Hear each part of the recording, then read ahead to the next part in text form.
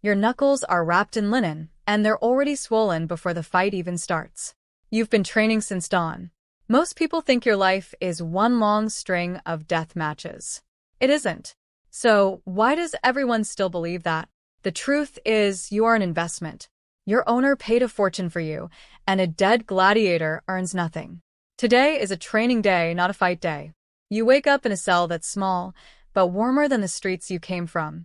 Your meals are better than most free Romans ever eat. Barley, beans, dried fruit. You're being fattened up literally so the fat protects your organs when the blades come out. Funny, isn't it? The thing that looks like comfort is really just armor made of food. You spend hours with a trainer, a man called a doctor, practicing the same strike over and over against a wooden post. Not flashy moves. Not theatrical kills. Just precision. Every gladiator school, called a ludus, runs on routine. Wake, eat, train, eat, sleep. A piece of the system every fighter learns fast. Boredom is survival. The men who get hurt are the ones who stop taking the routine seriously. You'd think the arena was packed with fights to the death every single day. It wasn't. Most contests ended when one fighter was disarmed or wounded, not killed. Killing a trained gladiator was expensive and wasteful. The crowd wanted a show, yes, but the people funding the games wanted their investment walking again next month. So, why does pop culture only show the killing? Because the killing is the part that gets remembered. The boredom doesn't. Still, today isn't training. Today you fight. You can hear the crowd before you see them, a low roar that vibrates through the stone tunnels beneath the arena. You're handed your weapon at the last possible moment, never before. Too many owners learned that lesson the hard way. In the tunnel, you wait beside men you've eaten breakfast with for months. Some of you will face each other today. Nobody talks about that part out loud. When the gate lifts, the light hits you first. Then the heat.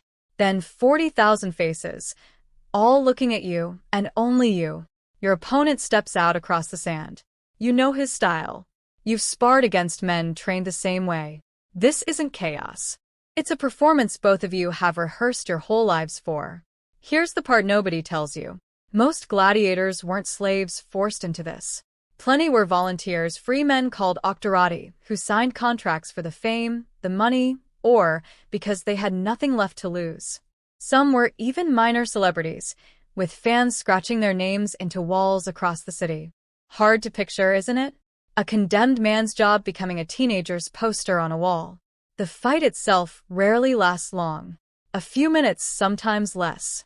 Strength matters less than reading your opponent, watching his feet, his shoulders, the way his weight shifts before he commits to a strike. You take a cut along your forearm. It stings, but it's shallow. The crowd notices. They always notice blood, even a little. Then it happens. Your opponent stumbles, drops his shield arm too low. You could end it here. The crowd is screaming now, and you can feel the moment narrowing. But killing isn't your decision.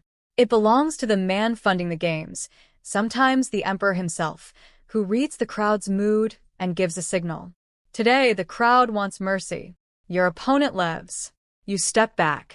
He's carried out, not dragged. This is the reframe nobody expects. The arena wasn't really about you at all. It was about the man who paid for it, using your skill to buy the crowd's approval. Every cut, every spared life, every roar was a message sent from the wealthy to the poor, a reminder of who controlled spectacle, food, and mercy in the city. You were the messenger. The sand just happened to be where the message got delivered. That night, back in your cell, your wound gets cleaned by a man trained almost like a doctor because again, you're too valuable to lose to infection. You eat. You sleep.